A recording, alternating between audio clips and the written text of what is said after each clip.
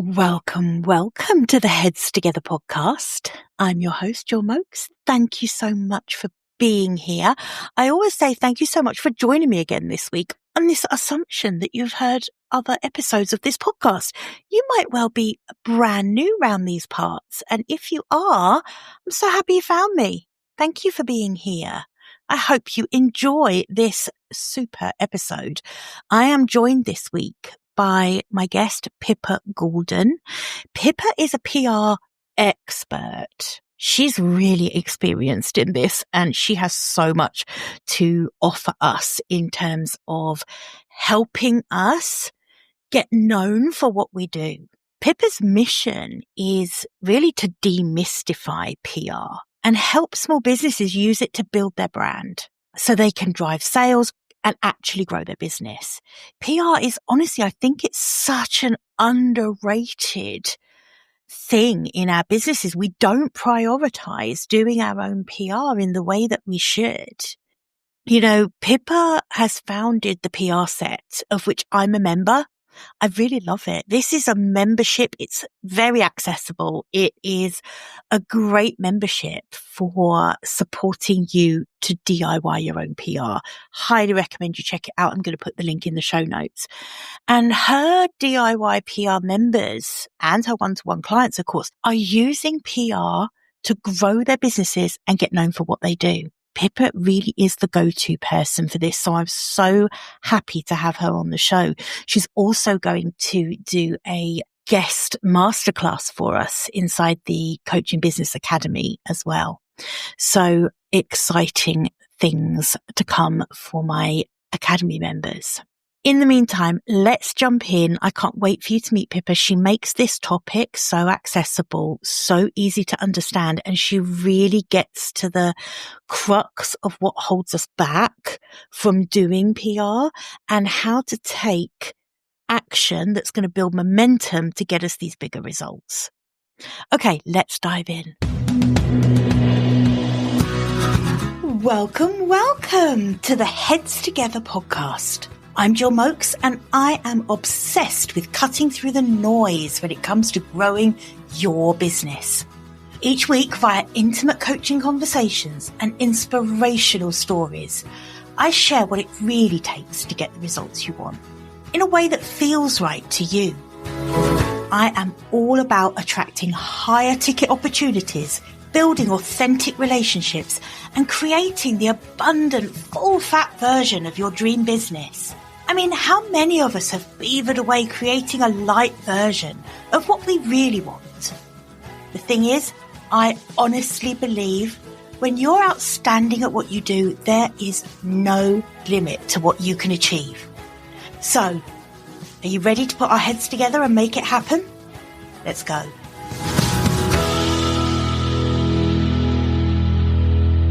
Hi, Pippa. Thank you so much for joining me. Oh, thank you for having me. I'm excited to be here. Yes, it's so good to have you. I feel like we know each other way better than we really do because of your amazing membership, because I just can't stop absorbing everything in the PR set. So it's like I feel like I really know you, but I think we've spoken once. Oh, no, I do. I feel like I know you too. So there we go. We'll have a good deep chat now as well. Exactly.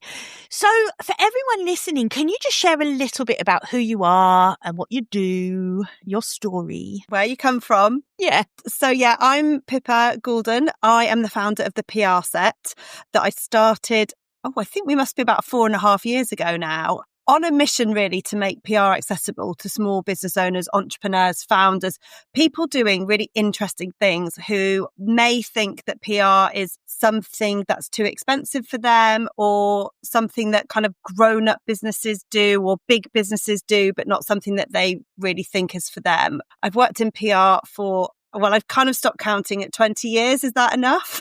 I think you're qualified now. Fine, thanks. My background is big agencies, big consumer brands, lots of fun. But I realised what I really loved doing was working with smaller businesses. And when we moved out of London, it sounds really old-fashioned, but I didn't want to be commuting. Who does that anymore? No, I hear you. That's why I gave up my corporate job and started my first business, was because I just couldn't take another summer with my nose in someone's armpit on the tube. So I get it. Exactly. So I changed what I was doing, and I actually brought a publication down to the southeast where we'd moved to, kind of only about 40 minutes out of London. But I bought a publication that a friend of a friend had started in the northwest down here. And it gave me so much insight into, well, obviously editing and running a publication, but how wrong lots of people get pitching to journalists, and how wrong lots of PRs who are being paid lots of money get pitching to journalists, and how wrong small business owners get pitching to journalists when actually they could make a few tweaks and make those pitches much more effective. So that sowed the seeds for the PR set. And then during lockdown, I had that kind of time to think, like we all did, and realized that what I really wanted to be doing was having my own business and working with these incredible founders and people that are doing really impactful things with their work. And so I started the PR set to, make PR more accessible to these brilliant people who I now work with. Which is exactly what you do, because I I'm a member. And I would urge you, if you're listening to this, and PR is one of those fuzzy things, I know, Pippa, we're going to get into this and you're going to give us some clarity around what PR is. But if you're listening to this and it is something you want to find out more about, I would check out the PR set. I'm going to put the link in the show notes, obviously, because what I think Pippa does is so in alignment with the way I like to run my business. Is you have a massive spirit of generosity in the membership. I think you don't hold things back. You give away a lot in the membership. And I just love that. I think there's a few memberships are in that vein that I feel really aligned with and drawn to, and so many that aren't. So I think that's really special. So yeah, if you're listening, do check that out for sure. Thank you. That's nice to hear. Yeah, it's true. In terms of PR, I think there are more people than we realize who don't really understand what PR is, number one, or what it can do for their business. Can you break that down for us a bit, please? Yeah, and I think you're really right. And I think if you are feeling confused about what PR is, please don't be embarrassed about that, or like think that you're silly or stupid or whatever, because I actually think the PR industry's done a really good job of making it feel quite confusing, probably almost deliberately, really, because it then makes you think that you can only do PR if you have a PR specialist doing it for you. And it's just not the case. So when I'm explaining what PR is, I talk about it in terms of using a third party to talk about your business. And it's that third party endorsement that is so powerful. It could be a journalist writing about you in their magazine or a newspaper, but it could be somebody having you on their podcast, for example, or it could be you talking on a stage in front of a curated audience or a collaboration with another brand's business. It's basically using somebody else's platform to get your business talked about in the right places by the right people. So rather than you say in your marketing, your email content or your social media content, telling people about yourself, it's getting somebody else to tell their audience about you. And that's where it's really powerful, because it's someone else saying, hey, check out this person. They're great. Yeah. And I think the thing with PR is that often people talk about it just in terms of press. And absolutely, like that is one part of PR, but it is absolutely not the only one. It's thinking about, what do people think about you? Do people know about you? Are they talking about you when you're not in the room? And that's where it is so powerful. And you said something that I think is really important about having the right people talk about you in the right places. Because what I have noticed is that some people are just looking for PR, any kind of PR. And that's not necessarily strategically the right move, is it? I mean, you're the expert, not me, but I'm assuming that being really intentional about whose audiences you're in front of is really important. So you could spend a lot of energy, couldn't you, pitching just to any journalist about any topic. How do we decide what the best use of our energy is when we're doing our own PR? I think that's a really good question, because actually, if I take a step back and people come to me and say, oh, I've tried PR, it doesn't work. If I look at why it hasn't worked for them, it's generally because it hasn't been done strategically. It hasn't been done in alignment with their business and their target audience. And so they've maybe got a bit of press coverage and they're sitting there waiting for that to change everything. And PR just doesn't work like that. It's about building momentum. It's a slow build. You can't just click your fingers, turn your PR machine on, and it starts happening overnight. So what I do when I'm working with people, and through the membership, through my one-to-one clients, through everything I do, it is about having a strategy. And that strategy is really simple. I'm not talking about 65-page PowerPoints. I'm literally talking about having some sort of plan that looks at your business objectives. So what are you trying to achieve in your business? And then looking at your target audience.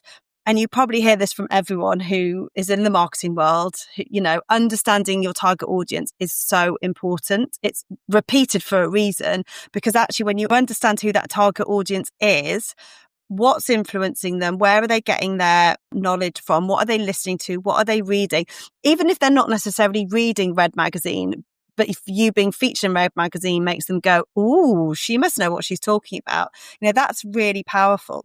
So when I'm talking about strategy, it's really simple. Know what your business objectives are, know who your target audience is, and put a plan together that allows you to look at the right PR routes that are going to lead you to that audience. That's really interesting.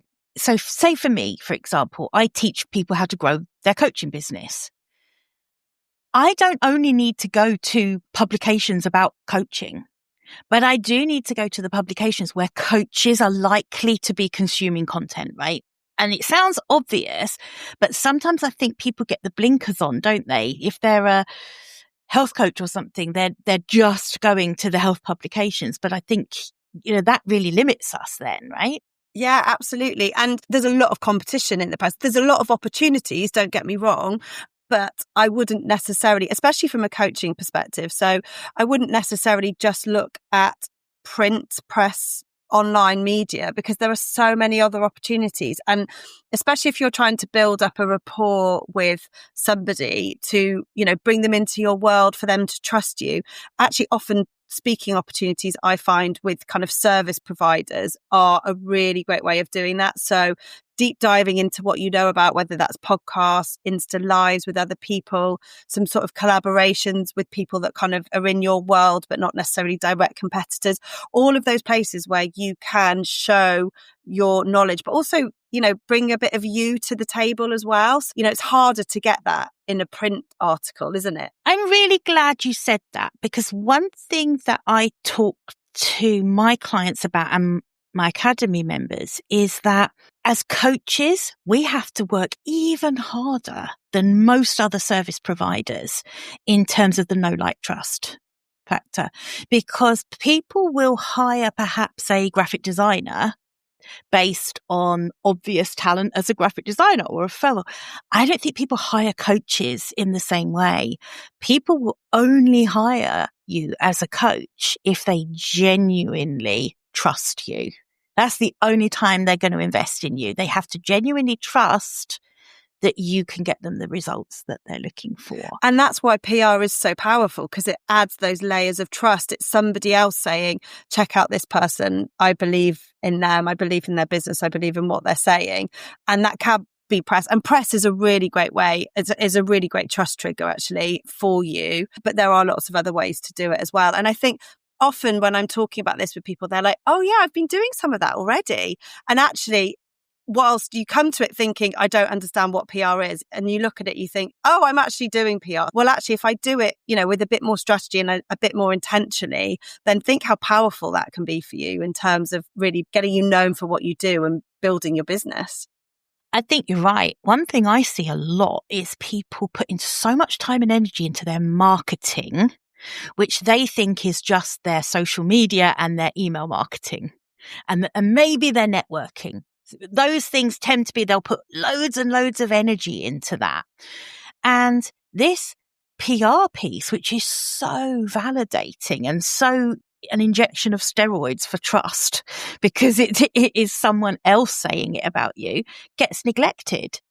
And yet I think you're right. If people could just take a bit more of an overview of their marketing and include the PR in that, it can be so amplifying for what they're doing. Yeah, I think you're right. I think the default is, I need to do something. I'll pick my phone up and I'll do a post or a story or I'll post on Instagram. Yeah, something on Instagram. As if that's going to miraculously attract. And I think, you know, 5 years ago, you could probably just rely on Instagram. I mean, I do it myself. Don't get me wrong. We've all relied on this tool that we don't own, that we have no control over, that actually is like we're doing battle with every day. There's so many other routes that we could be looking at, and we kind of default back to the one that we know. And I don't necessarily think it's always the right approach. I think it's actually quite a dangerous approach now as well, to be relying on any kind of social media, because I think all social media is going pay to play. If you don't have any other organic ways to grow your audience, then you're really saying, actually, I have to just spend money to advertise my business. That's a very different landscape that most people aren't ready for. No. And I think even if you are paying for it, having, PR works really effectively when it's integrated with the rest of your marketing. So if you're just paying to amplify what you're doing without any of those layers of trust and credibility, then you're almost missing a trick, because actually it works so much more effectively when you're marrying the two together. Yeah, absolutely. And that is how the best strategies are formed, aren't they? It's taking the best of each thing that you could be looking at, best of each kind of department of your marketing, and bringing it together. I always talk about a marketing ecosystem. And I think that is what really makes the difference when you get everything singing together. Yeah, definitely. And the PR piece, I don't know why, and I'd love your thoughts on this. I find there's a lot of resistance to this, and I don't really understand why. I don't know how many people I have suggested to draw up a wish list of podcasts. To me, that doesn't feel like a big ask, and yet I get resistance to that. I give people resources as well around, here's a template to base a pitch on, or here's everything you need to do that. But for some reason, hitting send on that email to pitch to a podcast host is hard for them. What do you think is the reason that people are so resistant to that? I think there's a few things, but I think the main thing that I see is it's overthinking. It's our brains stopping us from pushing ourselves forward for a number of reasons. I think people get scared about rejection. And so if you don't send that email in the first place, you won't get rejected. I think there's a fear sometimes that we're going to look arrogant or too big for our boots, to be like driving ourselves forward and putting ourselves forward for things. And actually, none of those things happen. I think we overthink as well for other people. So we think for them, right? So we think, I won't send this email to someone. They won't want to hear from me because, or this journalist won't want to include me because. How do you know until you send that email? You have absolutely no idea if you are going to land in their inbox at the right time, and actually it could lead to something brilliant. And I think there's definitely, you'll know this more from a coaching perspective, but I think there's something that we do that protects us and keeps us safe, in inverted commas, when actually what we really need to be doing is putting on those big girl pants and putting ourselves forward for things, because we sit waiting for things to happen to us, and it just doesn't work like that. And I'm guilty of this. So I'll tell you a little story. There's a speaking op that I'd wanted to do for like the last 3.5 years. And I've worked really hard on building my profile. I've done the podcast, I've got out there. But this speaking op, I'd kind of, connected with the right people on LinkedIn. I'd done everything to the point where I was thinking they'll find me. And then I did quite a bit of work last year with my coach on my mindset and all of that stuff. And I was like, I am not waiting for this to happen to me anymore. This is mine. I want this. So I pitched myself in October, had a call with them literally a week or two later, and I did the speaking op in January. And it has changed my business in quite a few ways for the better, in terms of bringing people into my world, leading to other opportunities, bringing clients in, paid for clients. Like, it's been incredible for my business. And I sat there waiting for that to happen. And it wasn't until I went, okay, I need to take a spoon of my own medicine, that I actually, I put myself forward for it. And it was fear that was holding me back. So first of all, what a brilliant case study of how powerful PR can be. How many Instagram posts and LinkedIn posts and emails and blogs would you have had to write to get that kind of, or probably you would never have got that kind of amplification without doing it. But I love that you share that with us, that, even you who knows PR inside and out, you're not immune to that fear or the procrastination, because I'm like the procrastinator. So I have my wish list and my strategy is great. And, but I procrastinate. I'm like, but I'll just do this first and then I'll send that email. Yeah, absolutely. And we all do it. I think it's human nature, isn't it? It's doing some sort of protection thing, but actually it's not really doing anything for you at all. And I think people say to me, within like the members or my accelerator clients that I work with, what's their secret? Oh my God, that person's doing so well. What's her secret? There is no secret. Her business is no different to yours or mine or anyone else's. It's just that they are putting themselves out there. They've decided not to care what people think, or they've realized that people don't think like that anyway. Mm-hmm. Therefore, there's no point worrying about what people think about you because they're not thinking. No one has enough time to think about anyone else's business that much. So they're just taking the action to make things happen. And it is like a snowball rolling down the hill, and it feels hard at first. That's when it gets sticky and it's like, oh God, this is really annoying. It's taking me time. It's, but that momentum starts building. And then you suddenly feel this like change of pace and people start coming to you. They know who you are and what you're doing. And it's a long game, but it's worth playing it because it really does make that difference once you start building that momentum. I think you're so right. And that's actually exciting. If you're listening to this, that should be exciting you because that's available for you if you do the work. Yeah, absolutely. I always say that as well. Like what we are probably most scared of actually often turns into being what we are loving the most in our business. Like standing on that stage for me, obviously I was so scared doing that talk, but I loved it. And everything that's then come from the back of it has just it's brought me so much joy. And I think I was so scared of doing it that actually now I'm like, yeah, bring it on. Let's do some more. Was it a recorded talk? It was a talk on a stage at a big event called Top Draw, which is like a big industry event. Yeah. So yeah, it was brilliant. It was really good. I loved it. You're so right as well, because I know that when I first started the academy, I had resisted doing a group program. I almost had this snobby sort of, I pride myself on one-to-one coaching. I don't have an interest in doing a group program. And that was complete bollocks because the actual reason was that I was really scared no one would sign up. Yeah. That was why I didn't do it. And now I would say I just get so much joy from the academy. And now I'm bringing out a membership, the collective. I can't think of anything better than these group experiences and doing that. But there was a while back where I just wouldn't do it because I was too scared that it would flop. And also, if things don't go, like they don't, I have pitched myself since and not got things, or it's not been the right thing. Like I'm not saying you will never get rejected again once you get something. It's part of the cause, isn't it? Yeah. It's just part of it. But what you realize is, and I don't think the rejection gets easier, but you just deal with it in a better way. So it's like, oh, that's fine. I'm not for them. I'll move on to the next thing. I'm not for them. That's fine. One thing that I hear is, or the pushback I hear is, it's just so time consuming.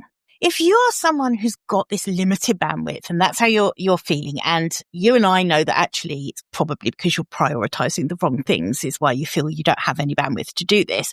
But if you were someone that was really struggling to find the bandwidth, where would you suggest people start if they have limited time? Yeah, it's really valid, isn't it? Because we are trying to be the sales director and the finance director and the CEO and all of the things in our businesses. And it is a really valid point. Firstly, I would do a bit of an analysis and see what is taking up most of your time, because it's highly likely that you've spent 3 hours creating a reel that was viewed by 200 people. Is that the best use of your time? But one of the things I think with PR is I would recommend investing some time to upskill yourself at the front end, because if you feel overwhelmed because you don't know what to do, you're never going to do it, are you? You're just going to sit there thinking, oh, I don't know how to do this. So if you can invest a bit of time up front so that you do know, so that when the opportunities land, you see them, then you can just jump on them rather than thinking, spending 2 hours writing an email that would really should take you kind of 15, 20 minutes.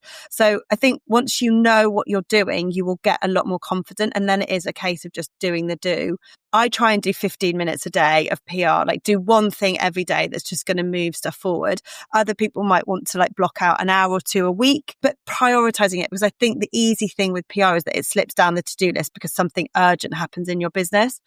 And if you're not prioritizing it, I really see the impact like 3 months on. If I've taken my foot off the pedal, I'll feel it like 3 months down the line in terms of I won't have like podcast interviews lined up or things kind of going on, things coming out that I've done. So yeah, I would really like look at your time, look at where you're spending it, and then actually like do a little deal with yourself to prioritize it. Did you say an hour a day? No, did you say 15 minutes I do a day? 15 minutes a day. That's so doable. 15, 20 minutes a day because obviously I know what I'm doing and I break it down. So I break it down by quarters. So I know for me that the key things are like speaking. So podcasts work really well, like guest spots in memberships work really well. Talking stuff is my thing. And that's what I prioritize. So I have like my own targets where I'll try and get a certain number of podcasts, guest spots, that kind of thing, a quarter. And then secondary thing for me would then be either collaborations or maybe some written articles for whether it's in press or for the right blog or that kind of thing. So I've prioritized, I know what works in my business. And so I prioritize getting those things ticked off the list. And then I go and do the other stuff from there. So it just breaks it down into bite-sized chunks. So it makes it really manageable. And it means that I can achieve what I set out to do rather than having a really long list of press or, PR opportunities that you're just never going to get through. And I think that's such good advice. I'm just actually thinking about that from my own perspective of how I have this beautiful long spreadsheet of all the podcasts that I would like to be pitching to. That feels a little bit overwhelming. So it's very easy for that to slip down the Asana tasks. Exactly. Because you've got a really long list. Yeah. If I just had send this one email to this person, and broke it down like that as one email to write each day, I feel like that would be doable for me. Be much more doable. And you'd get through it much quicker, wouldn't you? Because rather than going, okay, now's the time I've got to send 20 emails, you're just never going to get to And then you just don't do any. No, exactly. It's not like you just do a few. You just don't do any because you just can't face the task as a whole. Yeah, exactly. Yeah. And one thing that I think comes up for a lot of people as well is with pitching. Whether it's to a journalist or a podcast or an event organizer, people get a little bit paralyzed with the perfectionism around the pitch. Yeah. Now, I do think like in the PR set, you are great at providing support on this of how to pitch and, what makes a good pitch and all of that kind of thing. So I would definitely, like I say, check that out. But can you give us any pointers right now for how we can get over that perfectionism and actually get into motion doing that 15 minutes, 20 minutes a day? Yeah. So the first thing I think that we do is a mindset thing again, but we've turned press or whoever you're pitching to into this big scary thing that is like some sort of like we put them on a pedestal, don't we? And we think, oh, they're so much better than me. They've got so much more authority.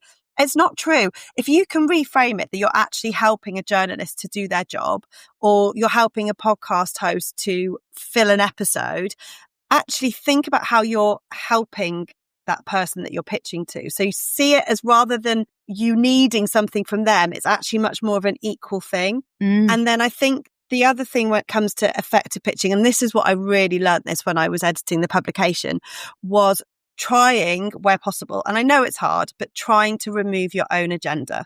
So making it not about you, but about that end reader, that end listener, that end viewer, and the person who you're pitching to, because you're helping them to do their job.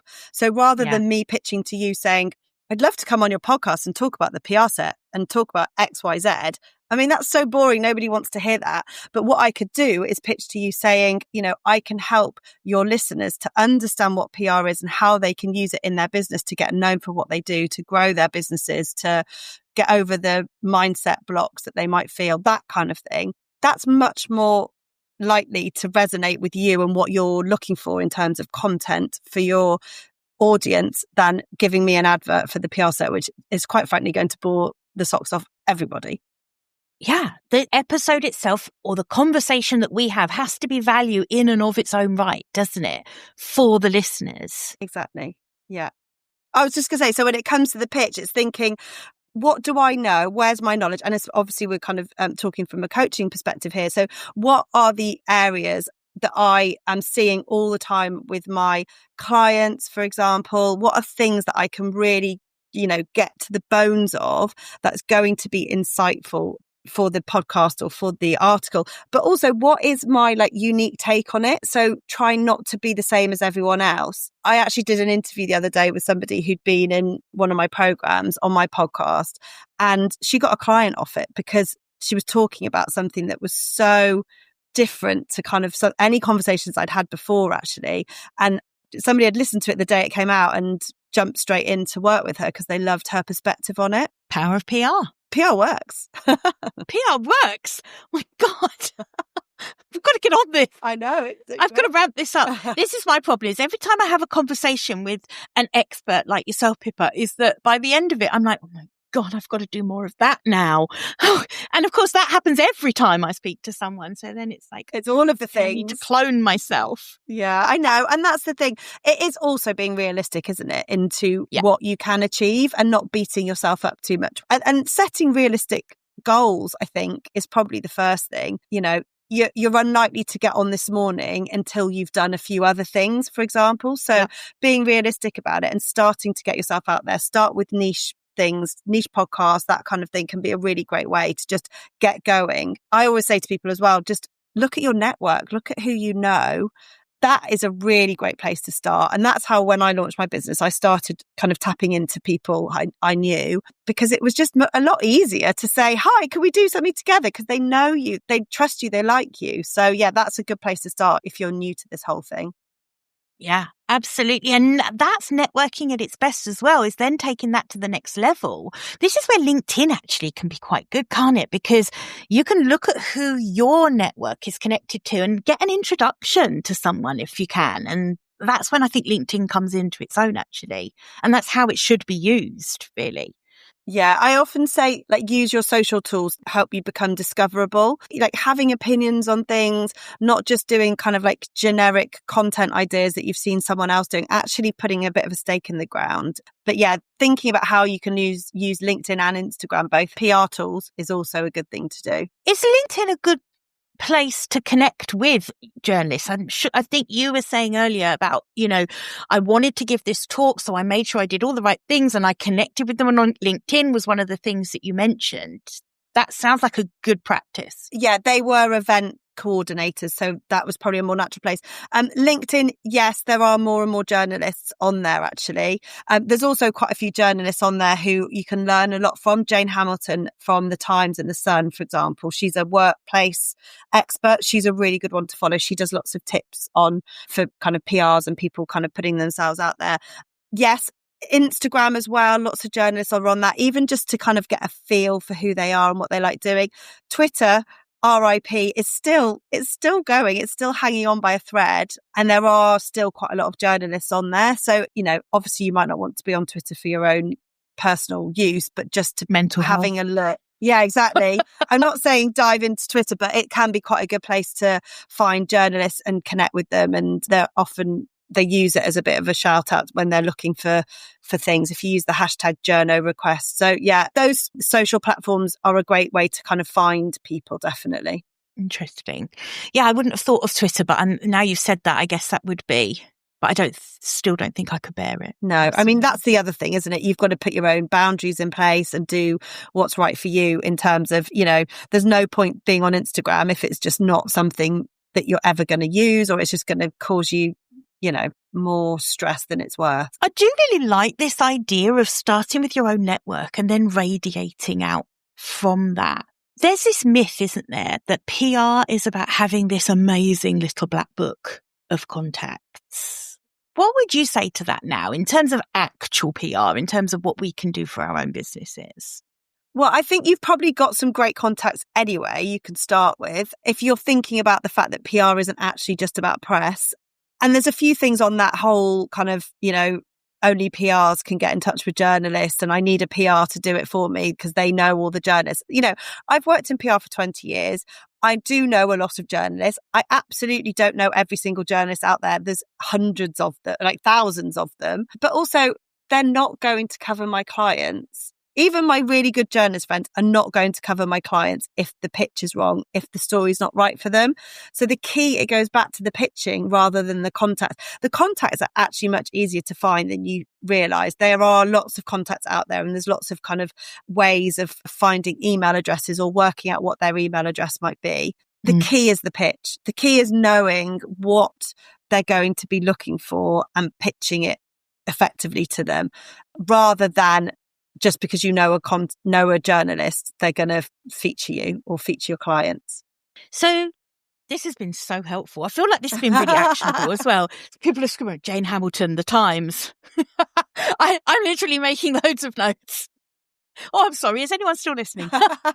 This is just a personal session for me. The pitch is so all important. I would love just finally to, whether there is anything that you see people making mistakes around time and time again that you could give us as a little parting gift for this episode that we can use to not do moving forward. Yeah, definitely. I think the thing with your pitch is you want it to be short and sweet. You don't want it to have like 5 pages of information about every single element of your business. You want to be pitching the key things that you are able to help that journalist out with. So for example, if you are a coach specializing in, say, midlife women, CEOs in the workplace, for example, you want to be really thinking about what levels of insight do you have around that audience that will benefit the journalist and the reader's going to want to know about. So it might be worth breaking down it into say like 5 bullet points of things that you could talk about. So showing the journalist your breadth of knowledge, but with some key bullet points. So break that email up. Think about it when it visually lands in their inbox. It needs to be really quick and easy to read. You want to hook them in straight away in the first line or two. You don't want to waffle on about everything that's ever happened to you in your business. It's short, straight to the point. The other thing that I really noticed when I was editing the publication was, well, PRs would often tell me what to write about, which really frustrated me. So don't tell the journalist how to do their job. Don't send them a finished article, for example, because they're writing that, that's their job. They will want to get your expertise. They might ask you to write an article or write 500 words or whatever it is for them, but let them ask you to do that rather than doing the work and sending a finished article, which is highly likely not to be exactly what they need. The other thing I would see on the flip of that would be people apologizing for taking up space. So I'd often get pictures from, and it was usually the small business owners saying, oh, I've got this little business and I'm terribly sorry for coming into your inbox. And, we do this business and, versus somebody who lands in your inbox and is like, look at what I've started. Look at how I'm innovating. Look at the people that I'm working with and the results that we're getting because I understand X, Y, Z. You are going to be much more likely to go with that energy of the person that is really believing in what they're doing than the person that's kind of apologizing for being there.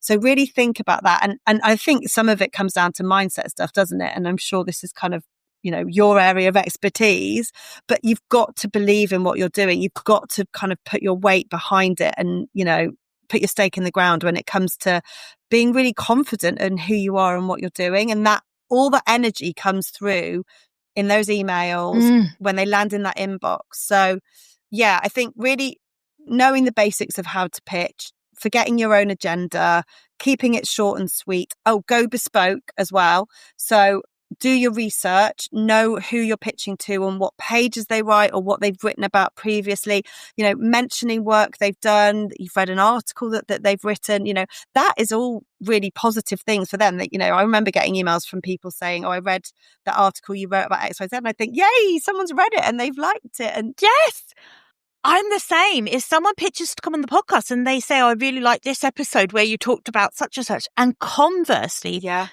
One of the things I just can't stand is when people send me something that is clearly a templated email where I've even had pitches where the font of my name is different to the body of the email. So they've literally cut and pasted from something else. And like, come on. Yeah, I don't actually have templates for pictures. I don't know if you've noticed that in the PR set, because I show you how to do it, but I don't want you all to be copy and pasting it for that very reason, because it just becomes really obvious when it's templated. And oh, I love that episode you did. It's like, really, did you? You haven't actually listened to anything, have you? So yeah, I think just doing it, taking the action, and not overthinking it. Obviously, I'm kind of giving you guidelines here, but I don't want that to make you go, oh God, I'm too scared to send it. Like, just give it a go and you get better and better, don't you? You must have found that. Well, that's the key thing, isn't it? Is that I think it's so important not to let this perfectionism and thinking that you have to spend 3 hours wordsmithing this email to get it exactly perfect. That is going to put you off doing it again more than anything else, right? If you make it so onerous. So I think it is allowing yourself the grace to send an okay pitch, and the next one will be that bit better, and the next one will be that bit better. So, I think that's such good advice. The key thing for me, I think, that I'm taking away from this conversation is the piece around letting go a little bit of your own agenda. And I think on some level, I knew that, but the way you've worded that makes it really clear. Put down your own agenda and pitch it from the perspective of, I think that your audience would get a lot out of this topic. Here's why I'm a good person to talk about that topic. But yeah, absolutely. And also I would add to that people love it if someone else is making them look good. Yeah. And I think that's the same for anyone, whether you're a journalist, a podcast host, the host of a coaching program, whatever it is. If someone else is going to make your life easier and make you look good, why would you say no to that? So if your pitch can get that across. Yeah, absolutely. I think you're right. It's going in as an equal partner to whatever you're pitching to, isn't it? It's not like being so in awe of whoever you're pitching to. And so, don't get me wrong, sometimes there are things where you're like, oh God, this is a big one. This is the email that I'm sending off. But we've just got to do it. Like, just the overthinking and the procrastination that's stopping us from moving forward is the thing that's kind of actually holding us back the most. Yeah. One thing I find is that I have to sometimes, if it's something big and I'm like nervous about sending the email, before I start working on it, I make a commitment to myself that at the end of this session of working on it, I am going to hit that send button. Yeah. So I better just do the best I can do because I am going to hit the button. I love that. And I think that can work quite well. Just make a commitment that you're going to hit send. Yeah. And actually, I was having a chat with someone the other day who was saying that they have like a CEO persona that they step into, and she finds that really helpful when it's like separating her from her business, and she mentally will step into that like CEO and pitch herself as that CEO. I mean, she's the same person, but it's almost like the Beyonce, like, Sasha. I love persona. that. Like, yeah. It is, and if that helps you to pitch yourself, then absolutely, like, whatever's going to get you pushing yourself out of that zone that's keeping you safe, that isn't actually doing anything for you, I think is a really important thing to do. Completely agree. Pippa, thank you so much. This has been a really, really good episode because I feel it's actionable. People are going to get stuff from this that they can go away and start trying now. And the other thing that it's brought home to me actually is doing the PR in your business it really is an amplification, because you gave that example of what you doing that talk, the impact that had on your business in terms of paying clients, interest, that is available for all of us if we give this a go and get consistent. And to use your words, if we start building the momentum, that's the key thing, right? Isn't it? Keep doing it. Yeah, absolutely. And yeah, let me know. I'm excited to know how people what happens to them as a result. Exactly. Yes. And I would love to know that too. So as always, email me if you've tried any of these things. If you're listening to this and you're like, do you know what? This is so much more doable than I thought it was. And I'm going to make a commitment that I'm going to do some of this work. Email me info@jillmoakes.com, and, maybe we'll do a little catch up as well and feature some people who have actually taken some good actual action. Yes. Pippa, if people would like to find out more about you, where's the best place? Where do you hang out online? So I'm at theprset.com, or if you just search on Instagram, Pippa the PR Set, or I am Pippa Goulden, Goulden on LinkedIn. So I'm everywhere. Perfect. And I will Not put all Twitter, of those links. Not Twitter, down. Get back, Twitter. I love how we're both refusing to say X. Oh yeah. Sorry, X. I mean X. You know what I mean. No, we don't.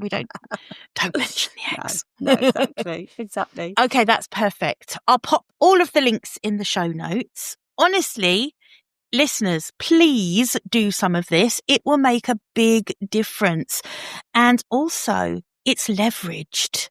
This is leveraged work. So where we're all complaining that we lack time to do all the things in our business, well, prioritize this, because this is leveraged work. One email sent off can bring in a load of bigger opportunity than you could have generated for yourself. So yeah. Pippa, thank you so much. Oh, thanks for having me. My pleasure. Thanks for being here. See you soon. See you again soon. Bye for now, everyone. I hope you enjoyed this episode and that getting our heads together this week has filled your mind with what's possible.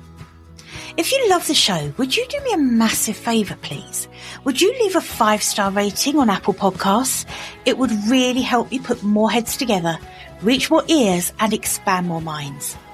Until next week, bye for now.